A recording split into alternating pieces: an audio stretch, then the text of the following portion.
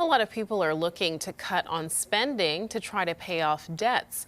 Laurence Brisson-Dubreuil has the story of one man trying to save on rent by living in his car. Marc-André Gagnon spends most of his time in his car. I was about to leave my apartment late in June, and I asked myself, do I really need to move to another apartment right now? It's also his office and his bed. Puis aussi, j'ai ma couverte en plus si jamais il y a du grand froid.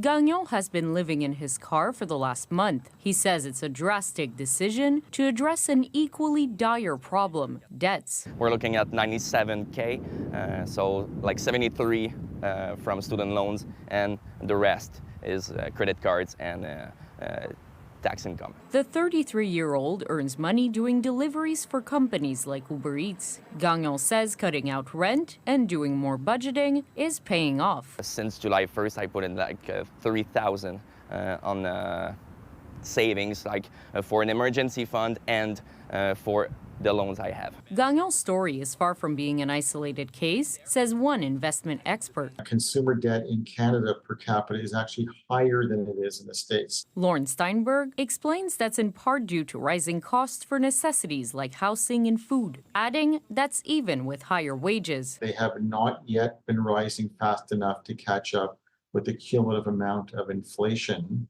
over the last several years, which is it's just adding to everybody's stress. Something Gagnon hasn't been spared from. It played a role in my relationships, in my career, in my choices, so it's very overwhelming right now. Gagnon quit his office job in order to focus on deliveries, where he works up to 80 hours a week. But one financial expert says there are other options. People many times are not aware of what's available to them to deal with their debt. Although Gagnon had planned on living in his car for 60 days, he says that might change. If it's good for me, let's continue it maybe until October. Gagnon's been sharing his experience on social media, posting videos on TikTok where he shares his routine and tips. In exchange, he says he's receiving an outpouring of support. Laurence Brisson-Dubreuil, CTV News.